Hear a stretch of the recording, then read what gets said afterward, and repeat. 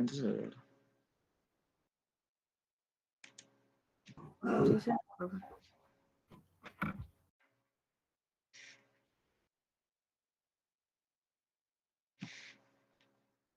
bueno, esto es lo que yo le mencionaba al grupo 8, la clase pasada, en la corrección presencial, que tuvieron el mismo problema que la compañera ahora me está preguntando, no sé su nombre. Básicamente, ¿qué es lo que ellos hacían? Hacían esto. Baño de servicio, correcto, 3/4, 3/4, 3/4, todo correcto. Pero después esto no hacían, que era el cálculo principal de los ramales. Entonces, ¿qué fue lo que nosotros hicimos? Identificar nuestras cañerías, por dónde van a estar pasando. Bueno, por dónde va a estar pasando nuestra cañería.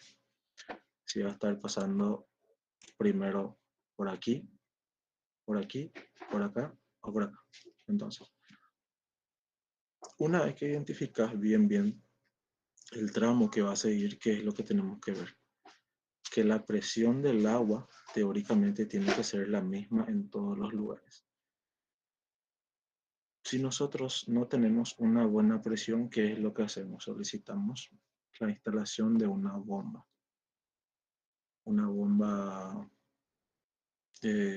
con alimentación, digamos, directa, indirecta por bombeo. Eso conforme a la necesidad que tengamos. Nosotros acá asumimos que la alimentación de la SAP la presión de la SAP es lo suficientemente potente para alimentar planta baja y planta alta sin necesidad de colocar un tanque inferior o un tanque superior, ¿verdad? Con una motobomba. Entonces, el último ramal al cual va a estar llegando el agua es esto. ¿Qué es esto? Es una canilla de patio. Entonces, eso es lo que identificamos en este esquema. El último ramal va a ser el ramal A, que es una canilla de patio. Después, ¿qué tenemos? Acuérdense bien de este esquema de planta alta. Ese esquema tiene un ducto aquí. ¿Ok? Entonces, después del ramal A, que es canilla de patio, que tenemos el ramal B, que es quincho. Después tenemos el ramal C, que es la cocina. ABC, ramal D, que es el baño. El ramal E, que es este otro baño. Y aquí es donde vamos ya a planta alta, que es, en este caso, asumo que ramal F, ¿verdad? FG, seguro de todos. ¿Qué pasó acá? Vamos a ver todo. SDFG, H. Bueno, acá realmente tendría que haber sido A, B, C, D, E, F, G, H, y esto. Eso es lo que tiene que ajustar este grupo. Fíjense, entonces, ¿qué es lo que nosotros hicimos con esto? Identificar cuál va a ser el ramal al cual le va a... Acá hay dos, perdón. Lavadero y baño. H, I. Entonces, identificar cuál va a ser nuestro ramal secundario, digamos, que es lo que mencionábamos. Todos hacen bien. Baño de servicio, suman todo. 0,30, raíz de 1,3, 0,34, con esto van a la tabla número 5. Ven las relaciones, bueno, 0,34, perdón, de 3/4. Después van a planta alta, bueno, baño. Va lo mismo, genial. El otro baño, esto porque tiene una variación, seguramente porque tiene doble gacha o tiene un termocalefón de más o un artefacto de más, ¿verdad? Entonces varía, genial.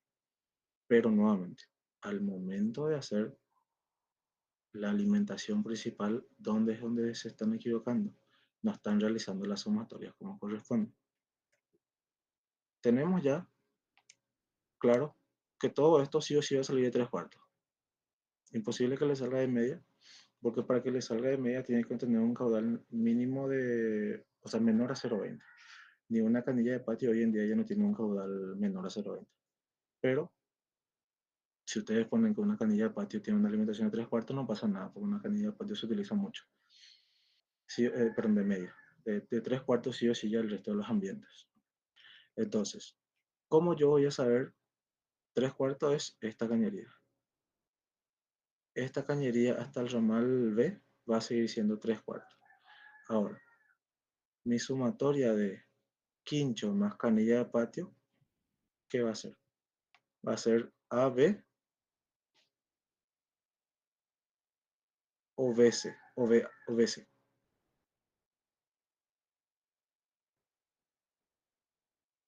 A, B no va a ser. Recuerden que A es acá, B es acá, C, D. Entonces, esto va a ser A hasta acá. Esto va a ser B. Esta alimentación desde este punto es la sumatoria de A más B.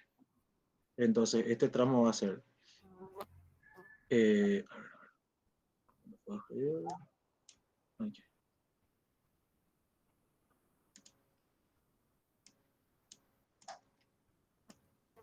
Caudal es igual a 0,30 raíz de sumatoria de A más B. ¿Qué quiere decir eso? Que acá voy a tener, si esto era canilla de patio, va a ser 1, ¿verdad? Si esto es quincho, va a ser 1. No, no, no. ¿Qué tenían en el quincho ustedes? Una bacha. 0,50. Bueno, entonces va a ser caudal 0,30 raíz de 1,5. ¿Cuánto da eso? 0 y algo. Ah, bueno, sigue siendo 3/4. Después, en este punto, va a ser eh, sumatoria de A más B más C. ¿Por qué? Porque estamos alimentando a este ramal. Después el siguiente, que hace el baño de servicio, va a ser desde acá hasta acá. Entonces va a ser caudal 0,30 raíz de sumatoria de A más B más C más D. Eso nos va a dar el diámetro que vamos a tener. Teóricamente, por todo esto que tenemos acá, está correcto que acá va a seguir siendo de 3/4 pulgadas. Ahora, cuando le agregamos los baños de arriba, esto ya va a ser sí o sí de 1 pulgada. ¿Por qué? Porque por lógica me dice que de acuerdo a la instalación que tiene este grupo, la alimentación que tiene canilla de patio, quincho, cocina, baño de servicio, baño compartido y baño en suite, la sumatoria de todas las piezas de utilización me va a dar un caudal que sí o sí necesita una alimentación de 1 pulgada. Entonces, esta alimentación ya puede ser de 1 pulgada o puede ser de 3/4. Desde aquí sí ya todo 1 pulgada. Y nuevamente, cuando lleguemos a este punto en ramal principal EF o AAF, como quieran llamarlo ahora,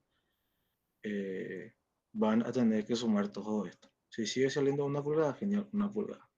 Ahora, en este punto, si sumamos todo, si sigue saliendo 1 pulgada, puede salir 1 pulgada, como les mencioné, de acuerdo a qué método obtención, método de consumo máximo probable, máximo posible, les puede salir 1 pulgada, 1 pulgada un cuarto o 1 pulgada y media.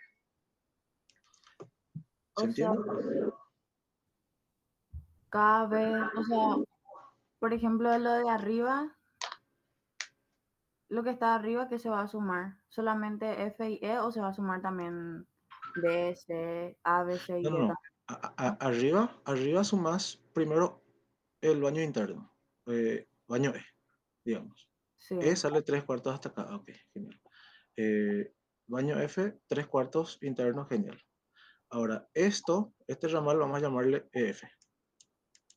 F va a ser todito eso, tipo desde abajo. No, no, no. EF va a ser solamente la sumatoria de los baños. No, pero ¿qué cañería? O sea, ¿qué Esto, es hasta hasta ahí? acá. Sí. Sí. Eso es Ahora, lo... me Vamos confunde. a, ¿A vamos dónde? a decir que esto va a ser F, este que es letra, y letra, ¿Qué? entonces F, G. Bueno, esto es G para nosotros ahora. Entonces G Y G es. va a ser Pero hasta la A. desde la G hasta la A y hasta la E también. Claro, ahí ya va a ser todo esto. ¿Por qué? Porque este tramito que está alimentando, alimenta planta alta y todo el quilombo que está cambiando abajo. Ah, Entonces ahí es AG o GA. y la D, por ejemplo, es hasta esa parte que se va hacia arriba. O sea, esto es hasta acá, desde acá. Sí, está ahí. Desde acá, todo esto. Ah. Sí, correcto. Y entonces nosotros podemos, al sumar los ramales, nosotros podemos decidir si hacer por máximo probable o máximo posible, o siempre es máximo probable. No, no, no. En este caso, dependiendo del tipo de proyecto con el cual están trabajando. ¿Cuándo Como utilizamos máximo probable y cuándo utilizamos máximo posible? Máximo probable teóricamente es cuando no se usan todos los artefactos en forma simultánea. Y eso se da en una vivienda. Por una vivienda en un baño, cuando una persona no se está bañando, otro no está cagando y otro no está cepillando la cara. Entonces, de los tres artefactos o de las tres piezas de utilización que generan descargas, puedes utilizar dos como máximo. pues, Eh, o sea, en los baños, por ejemplo, elegimos dos artefactos. claro, claro. Se utilizan máximo probable, por Y ponerle eso, en un baño matrimonial. Puede ser que el esposo se esté bañando y que la esposa esté cagando o se esté cepillando. Entonces ahí se utilizan dos. Ahora, ok, en proyectos donde se utiliza el 100%, ¿cuál sería? Por ejemplo, un, en un baño. departamentos, hospitales y eso. Sí, el departamento podría darse por una cuestión, o sea, el departamento básicamente eh, son viviendas, pero optimizadas al máximo. ¿Cuál es digamos, el factor que tenemos en contra ahí? Es que el horario de aseo, digamos, es muy definido. Sí o sí a la mañana la gente va a su trabajo, entonces la simultaneidad se da en todos los pisos. Y luego a la tarde otra vez. O sea, ponerle, todos se bañan sí o sí entre las 5 y las 7 y después a la tarde otra vez entre las 6 y las 8, ¿no? Entonces, aparte, por una cuestión de diseño del edificio, se necesita más presión. Entonces, en esos casos, normalmente se calcula sobre el máximo posible. En viviendas, usamos máximo probable. Ahora, en proyectos como dijiste, hospitales, fábricas, casas de retiros, cuarteles, en lugares donde teóricamente se tiene un horario establecido, donde se dice, bueno, de 4 a 5 ducha.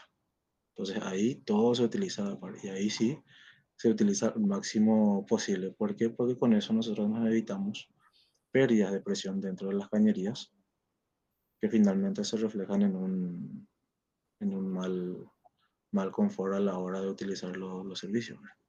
Ah. Y entonces para los subramales hacemos ese método, ¿verdad? Sumamos solamente lo que se usan simultáneamente. Claro, claro, su ramal es interno. El subramal sí o sí a todo le va a salir tres cuartos, sí o sí. Exceptuando si tienen una bañera. Si tienen una bañera dentro de su proyecto, ahí sí ya cambia la cuestión. Ah, ok. O un hidromasaje, algo más grande. Porque eso, como les mencioné, necesita un caudal de alimentación mayor. Pero lo que es cálculo interno, sí o sí le va a salir tres cuartos a todos. O tendría que salir, la verdad. Donde sí tienen que identificar bien es esta taxonometría que hicimos ahora, este esquema de ramales principales y subramales. En este caso, los ramales principales son la sumatoria de A más B, B más C, A más D, todo esto. Ya entiendo. Y los ramales, las derivaciones subramales son A, B, C, D, E y así sucesivamente. Teóricamente, como les mencioné, Para este ramal, que sería acá presión J, puede ser, que es el medidor, bueno, tiene que ser A más B más C más C hasta la J. La sumatoria de todo esto tiene que salir acá. Una pulgada un cuarto, una pulgada y media. Y en algún punto tienen que colocar qué tipo de método utilizar. Lógicamente nosotros podemos identificar rápidamente si hicieron el máximo probable, el máximo posible, viendo sus cálculos.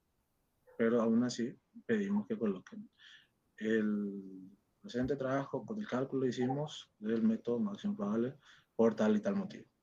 O este método, si digamos, método máximo posible, tal y tal motivo.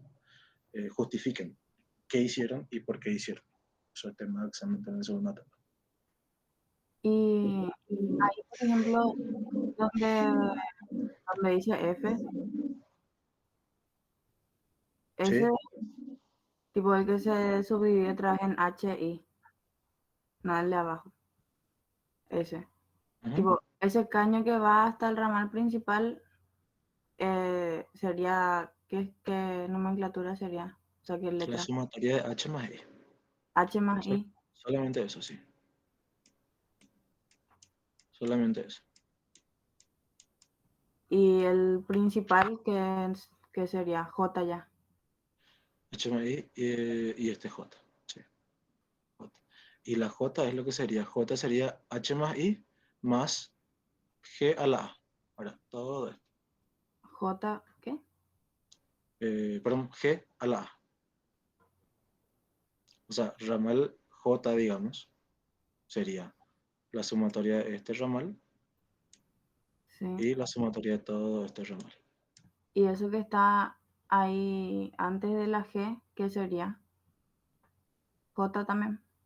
Esta, No, lo que está entre la F y la G.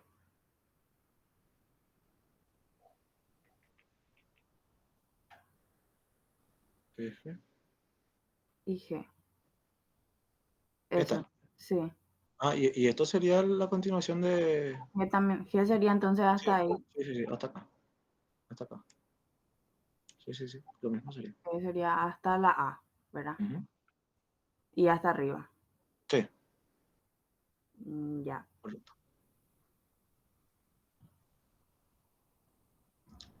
¿Alguna otra duda? Creo que eso es todo. ¿Y tus compañeros?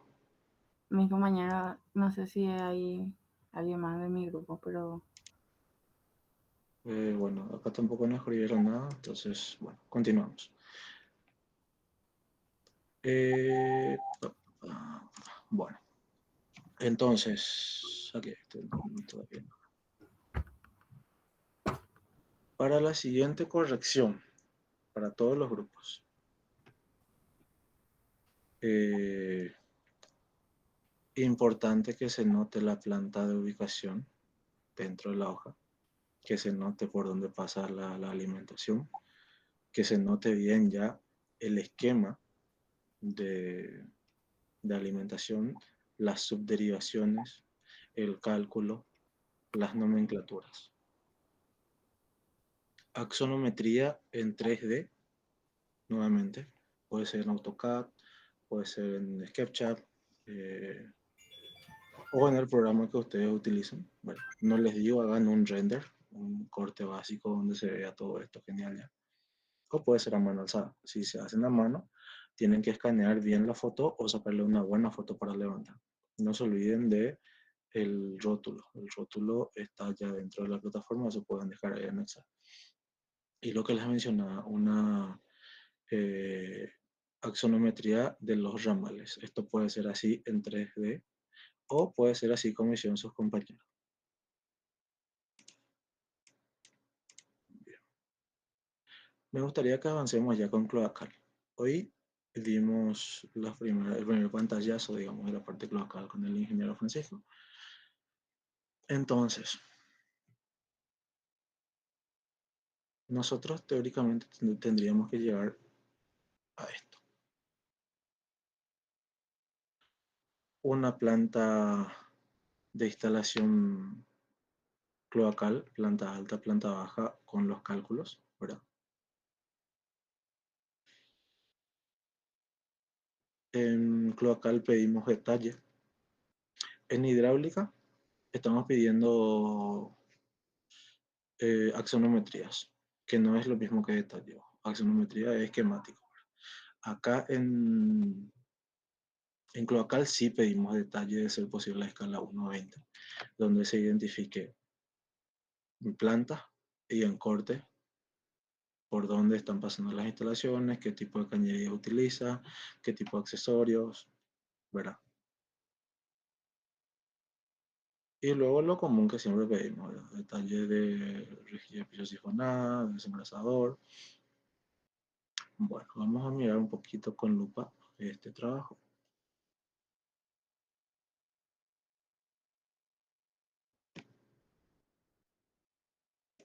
Vamos por lo sencillo, planta alta.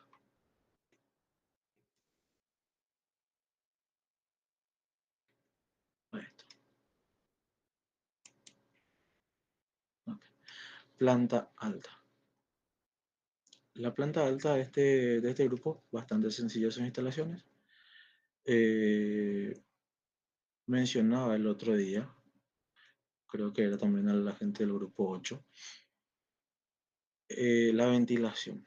La ventilación es un tema muy importante que sí o sí tiene que estar bien dentro de las instalaciones de desagüe cloacal. Nosotros tenemos que ventilar siempre el caño rojo. ¿Cuál es el caño rojo? El caño principal. En cloacal nosotros dividimos ramal principal, secundario y terciario o ventilación, ¿verdad? El ramal principal, ¿cuál es? El ramal rojo.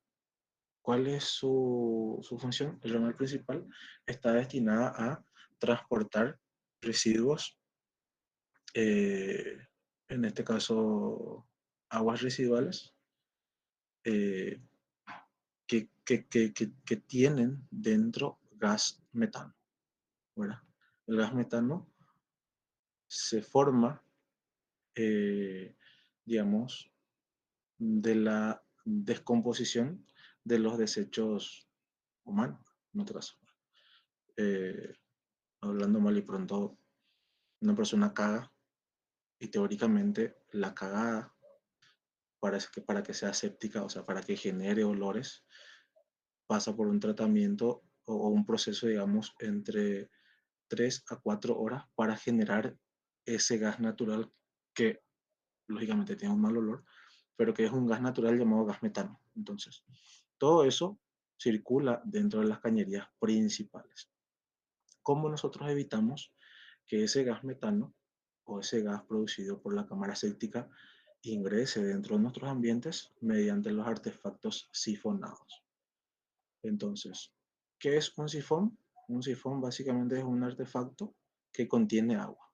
Esa agua genera un cierre hidráulico que evita el paso de gases al ambiente, en este caso el baño, cocina, lavadero o el ambiente que sea. Si nosotros dentro de nuestro baño tenemos olores, dentro de la cocina, lavadero, quincho o en algún punto donde haya instalaciones cloacales, si tenemos olor dentro del ambiente, significa que eh, estamos teniendo pérdida de gases o fugas de gases cloacales. ¿Dónde tenemos que inspeccionar primeramente sí o sí? En los sifones. ¿Dónde hay sifón? El sifón puede estar debajo de la pileta, como un sifón en I, digamos, o puede estar en una rejilla de piso sifonada, o puede estar dentro del inodoro. El inodoro de por sí es un sifón. Entonces, ramal principal es el encargado de, digamos, transportar todos los desechos fuera hasta la red principal, red colectora pública o una red colectora privada. En el caso de ustedes, tienen que identificar eso dentro de sus proyectos si van a trabajar público o privada. Si es público, todo va a una cámara séptica. De la cámara séptica se empalma al ramal principal de la calle, el colector público. Si van a tener una Una red privada, bueno, todas las instalaciones van hasta una cámara séptica, de la cámara séptica a un pozo absorbente o un pozo ciego. Ahora, si van a trabajar en el campo, si tienen presencia de agua dentro de su proyecto, bueno, lógicamente no se puede hacer un pozo absorbente. ¿Por qué? Porque va a reventar todo. Entonces, ¿qué es lo que se tiene que hacer? Se tiene que hacer eh, unas trincheras filtrantes. Entonces, eso se tiene que ver proyectado dentro del trabajo de ustedes. Todo esto son teorías que ya dimos o que vamos a dar en este proceso de aprendizaje del cual ustedes tienen. Y lógicamente el día de mañana cuando comiencen a trabajar, ya sea en gabinete, en oficina o en obra, van a ir perfeccionando, digamos, estas mañas o estas técnicas de las instalaciones. ¿Por qué nuestras instalaciones sí o sí van a 45? Por una cuestión de diseño de los accesorios. Todos los accesorios tienen entradas o salidas de 90 o de 45. Y esto se debe nuevamente a la rejilla pisosifonada, al ralo seco, al desengrasador. Ramales secundarios. Ramales secundarios son los encargados de llevar aguas residuales, pero en este caso aguas grises. Aguas negras lleva el ramal principal, ¿verdad? Y aguas grises lleva el ramal secundario. En este caso es de color marrón. ¿Qué pasó en las aguas grises? Eh, Agua que viene de la ducha, agua que viene de la, del bidet, agua que viene del lavabo. El mingitorio. El mingitorio es un ramal principal. El mingitorio de por sí es un sifón también. Entonces, todo lo que lleva aguas grises se tiene que pintar en color marrón, que es ramal secundario.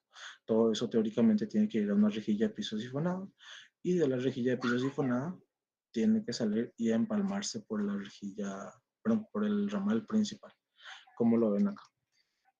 Todo esto va aquí a la rejilla de piso sifonada y se conecta acá mediante un ramal en I de reducción de 100 por 50 por 45, que es el angular, y va finalmente a planta baja. Ahora, ¿por qué ventilamos el ramal de 50 y no el de 100? Eso también lo explicaba el otro día. Siempre hay que ventilar el ramal más desfavorable. Vas a decir, ¿qué me quiere decir eso? El ramal más pequeño. ¿Por qué? ¿Qué pasa? Esta ventilación es para que los gases que están constantemente buscando por dónde salir tenga un lugar al cual evacuar, ¿verdad? Y también, lógicamente, cumple la función de ventilación y a la par es un ruptor de vacío. ¿Qué quiere decir ruptor de vacío? Cuando nosotros accionamos el inodoro, ya sea una mochila, una cisterna, se genera una presión de aire dentro del inodoro que succiona y traslada los residuos sólidos. Lleva la mierda, hablando mal y pronto. Entonces, esa succión que es generada dentro de las instalaciones genera una presión dentro de todas las instalaciones próximas. ¿Cuál es la instalación próxima que tenemos? Una rejilla de piso sifonada. Por ende, esto tendría que hacer este efecto también. Al succionar esto, tendría que succionar también lo que está dentro de la rejilla de piso sifonada. ¿Qué está dentro de la rejilla de piso sifonada? Agua. Si succiona y lleva el agua de nosotros, ojo, esto es si no tenemos ventilación, ¿verdad? Asumamos que no tenemos ventilación. Accionamos el inodoro, chupa, se va, oh, y también succiona lo que está dentro de la sifonada. La sifonada que hay, la sifonada básicamente es algo similar a esto.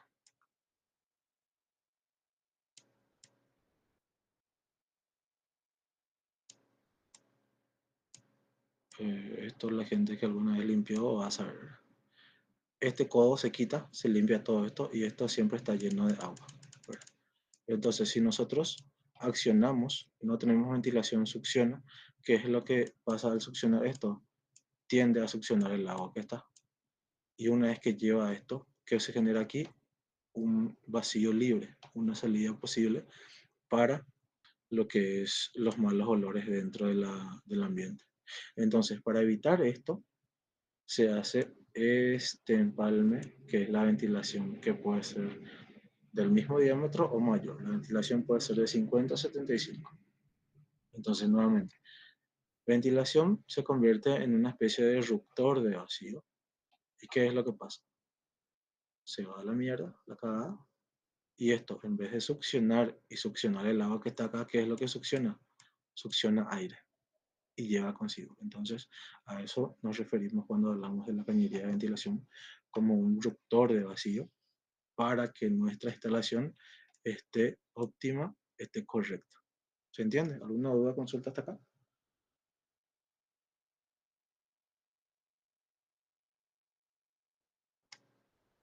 Doy énfasis en esto porque esto es un error común que ocurre en todos los trabajos prácticos y también en la vida real. Eh,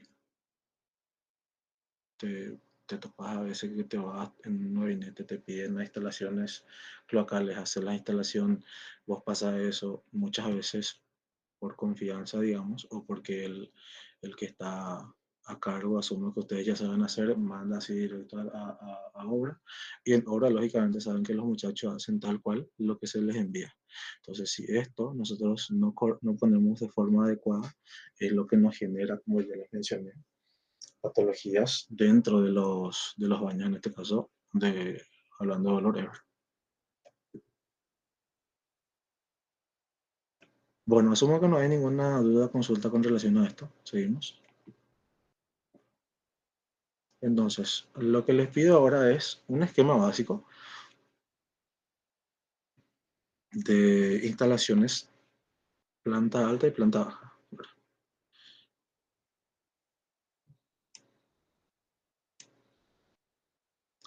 Identificar bien el ducto, ¿verdad? Identificar las cámaras de inspección, el empalme que va a tener entre cámaras de inspección.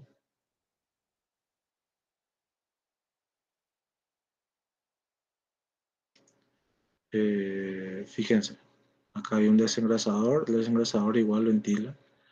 Este tiene su baño, también está ventilando. La cámara de inspección tiene que ser mínima de 40 por 40. Una separación mínima de 6 metros, una separación máxima de 12 metros. Yo personalmente las instalaciones que hago siempre las hago con una separación no más de 6 metros o 7 metros. ¿Esto por qué? Por una cuestión de tratar de evitar uniones o empalmes eh, dentro de las instalaciones cloacales, ¿verdad? ¿Qué pasa si un empalme se hace mal o una unión entre caños se hace mal? Eso es un potencial punto de fuga de las aguas negras, aguas residuales, ¿verdad? Que el día de mañana puede generar olores dentro de la casa. Imagínense que haya una pérdida, no sé, que esta cámara de inspección no esté acá. Y esto tiene más de 6 metros o más de 12 metros. Entonces, en este punto empieza a filtrar, a perder. ¿Qué pasa cuando eso está expuesto con la superficie y con el sol? Se generan esos malos olores que nosotros encontramos por la calle. Entonces, para evitar eso, como lo mencioné personalmente yo, no escatimo gastos en instalaciones cloacales, de ser posible cada 6 metros, o 7, 8 como máximo.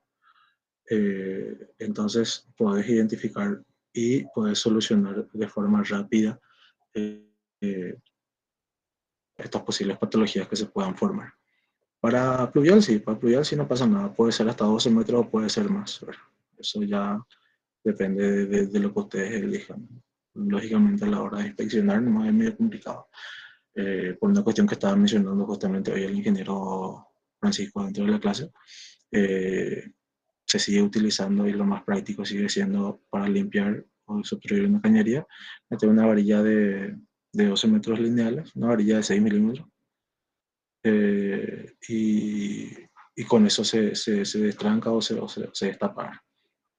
Entonces, planta alta, planta baja, por favor, si pueden hacer ya un esquema, identificar esto. Si va a ir a una cámara séptica y luego a un pozo absorbente, o si va a ir a una cámara séptica y a un colector público. Profe, Sí, y viste que para instalación de agua nosotros le pusimos los ductos, ¿verdad? sí. Y para cloacal se puede usar los mismos ductos o tenemos que hacer otros. Lo ideal sería utilizar el mismo ducto. Ah, bueno. Así tenés bien definido dónde vas a romper en caso de que sea necesario hacer mantenimiento y de paso ves ya los dos. O sea, Ah, bueno. mejor si los dos están dentro de un mismo ducto. Eh, para viviendas, normalmente se suele hacer ductos pequeñitos, ¿verdad?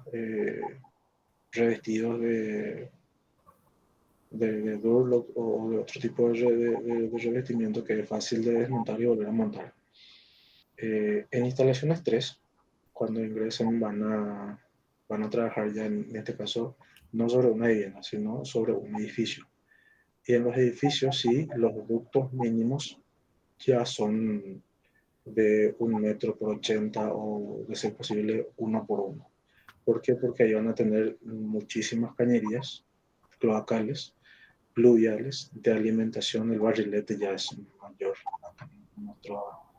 Lo que podemos hablar como una especie de barrilete serían nuestras instalaciones principales, son de 3 cuartos, 1 pulgada como máximo. En edificios ya hablamos de un barrilete de 2 pulgadas, 2 pulgadas y media como mínimo. Cañerías de desagüe de 150 como mínimo, por la cantidad de baterías de servicio, digamos, que tiene cada nivel, y lógicamente eso dentro de todo el conjunto.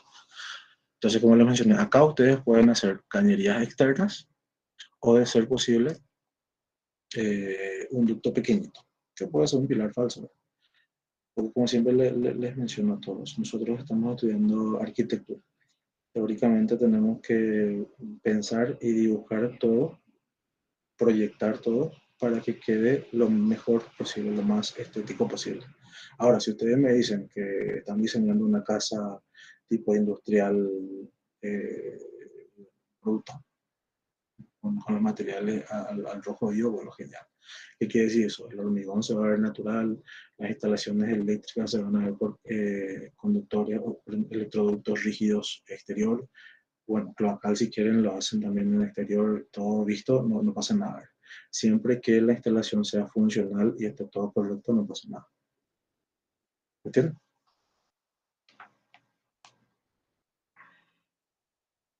Bueno, si pueden hacer el corte, genial. Si no, no pasa nada. El corte básicamente, o los detalles, son estos. ¿Qué tenemos acá? Tenemos acá eh, una cañería secundaria, PVC de 40 milímetros. Tenemos un desengrasador. El desengrasador de cuánto es. Tenemos una cañería principal. Tenemos un prolongador. Tenemos un codo. Tenemos acá un ramal en I. Acá tenemos un codo, ventilación. Bueno, todo esto se tiene que notar dentro de su corte. A ver. Esta es la planta de esto mismo, ¿verdad? Y esta es otra planta de otra instalación.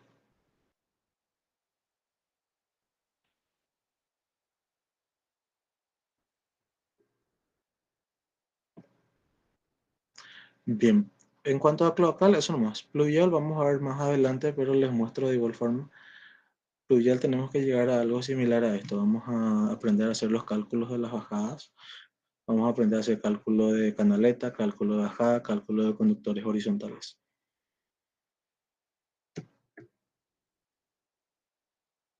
En pluvial vamos a tener que nomenclar las bajadas, vamos a tener que nomenclar las rejillas de piso, los caños, todo, todo. Esto a grandes rasgos sí lo muestro, pero como les mencioné, más adelante cuando lleguemos ahí vamos a verlo de forma más detallada.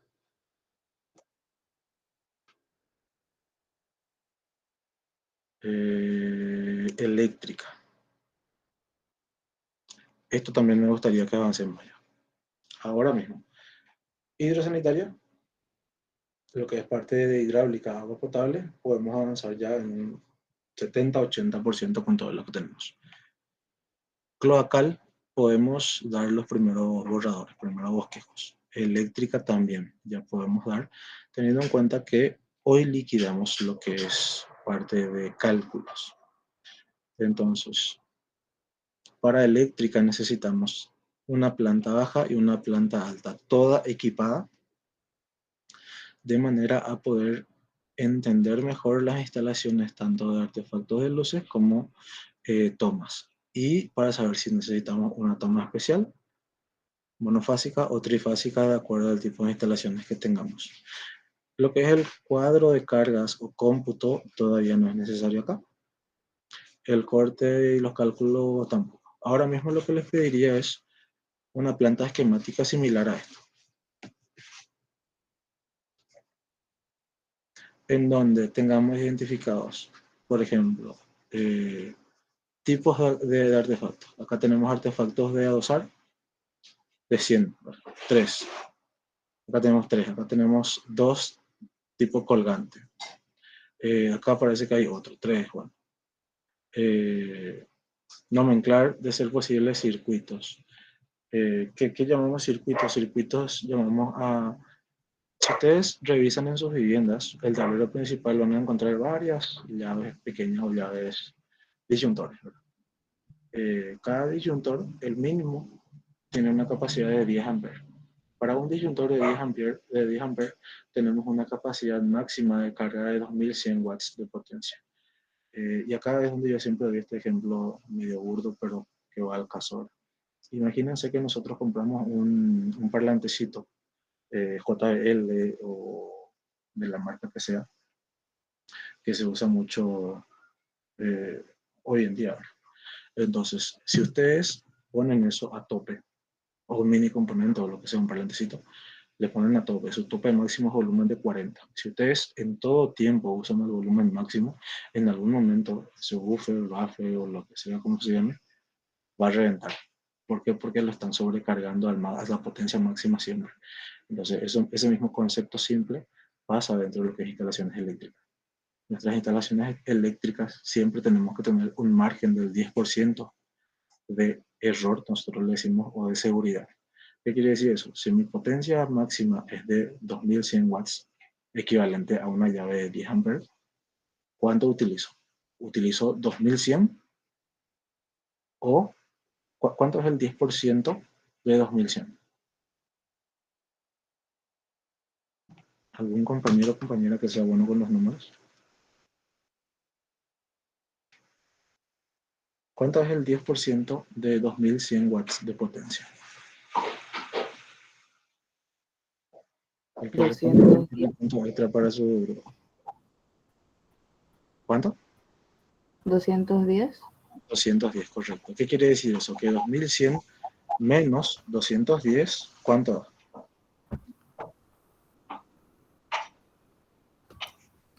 1890. 1890. Podemos redondear a 1900. ¿Qué quiere decir eso? Que si yo tengo un disyuntor de 10 amperes, puedo aplicarle 1900 watts de potencia como máximo. ¿Qué quiere decir eso? Nosotros en instalaciones asumimos que todas las instalaciones, o sea, todos los focos, vamos a computar sobre 100 watts. Entonces, ¿qué quiere decir eso? Que yo puedo colocar 19 focos en una llave disyuntora de 10 amperes, una llave monofásica. ¿Se entiende? Entonces, 19 artefactos de 100 dan 1900 watts de potencia. ¿Ok? Todo lo que es luces y tomas en la vida laboral, digamos, se lo llama bocas de alimentación. Como les mencionaba, una boca de alimentación te sale hoy en día entre 45.000, 60, 75, perdón, 70.000 es lo más caro. ¿Qué quiere decir eso? Fíjense, esto es una boca de alimentación, es una toma baja. Bueno, una boca de alimentación, acá tenemos dos bocas de alimentación, acá tenemos una boca de alimentación. Lo que nosotros cobramos es el interruptor que enciende cada artefacto. No es lo mismo colocación de artefactos, que eso sí se coloca por unidad, pero cuando hablamos de bocas de alimentación estamos hablando de cantidad de fichas o de interruptores que se pueden encontrar dentro de una misma placa. Una placa tiene una capacidad para tres fichas. A ver, planta baja, si nos vamos alguna que tenga más en el, por ejemplo, lo que les mencionaba el otro día, creo que era el grupo 8 o grupo 4, no me acuerdo. Sala, un star. ¿Qué tenemos dentro de un star en este mueble? ¿Qué es lo que tenemos? Tenemos un televisor, tenemos el decodificador, tenemos el Wi-Fi, tenemos la Play, tenemos un mini componente, tenemos algún velador, un velero ahí, y después cargadores para celular. Entonces, sumando todo esto, lógicamente acá tenemos dos tomas. No abastece esto. Mínimamente tiene que haber 6 tomas para la necesidad de hoy en día, en la actualidad. Si me presentan este plan, no sé, 10 años atrás, perfecto, 100%. Pero conforme vamos avanzando, avanzan las tecnologías, avanzan, eh, digamos, las necesidades dentro de cada ambiente. Bueno, entonces para lo que hoy en día se utiliza y se necesita, estos dos no abastecen. Entonces tiene que ser mínimamente acá 3 y 3. ¿Se entiende? Entonces todos esos estudios, esos análisis internos es lo que ustedes tienen que realizar a la hora de hacer su esquema de instalación eléctrica. ¿Está correcto? ¿Alguna duda o consulta que tengan hasta acá? Para la parte eléctrica, como les digo, solamente me gustaría que puedan hacer esto. Colocar lo que ustedes crean conveniente de luces, ¿verdad? Esquemático por ambiente, donde va a tener su llave de encendido. Ojo, nomenclar. Por ejemplo, esto es 1F. Entonces yo sé que con 1F acá, paps, prendo esta y esta. El otro, si era 2F, bueno, prendía los de afuera. Acá, fíjese, 8B. 8B, bueno, paps, prende lo de afuera. Genial, súper.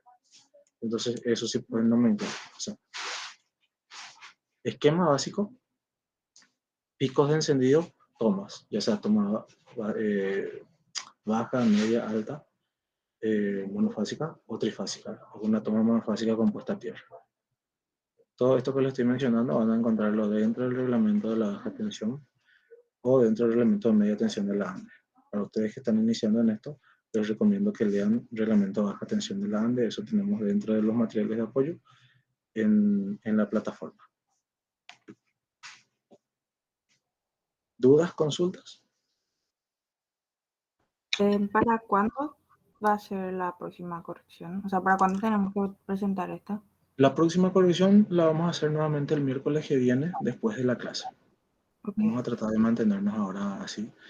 Voy a estar viendo si por ahí me queda bien con el trabajo o con mi tiempo y voy a estar por la facultad. Le voy a estar avisando 1 o 2 días antes. Le voy a decir, gente, tal día voy a estar por la facultad. Los que quieran y puedan acercarse, bueno, se acercan y hacemos correcciones presenciales, porque lógicamente una corrección virtual asincrónica siempre es un poco una especie de teléfono cortado, porque muchas veces ustedes no interpretan lo que yo les quiero transmitir dentro de la corrección o dentro de los garabatos que hago. Y mismo, cuando hacemos correcciones virtuales, digamos, a veces algunos dejan prendido y, bueno, se van, o por alguna que otra desatención no pueden comprender bien, entonces lógicamente siempre es mejor cuando tenemos una corrección presencial. Hoy por hoy, lo único que tenemos presencial confirmado son los exámenes. Entonces, como le digo, voy a estar yendo, dependiendo de cómo esté con mi trabajo, con mi tiempo. Yo les aviso, gente, tal día voy a estar por la facultad. La gente que pueda,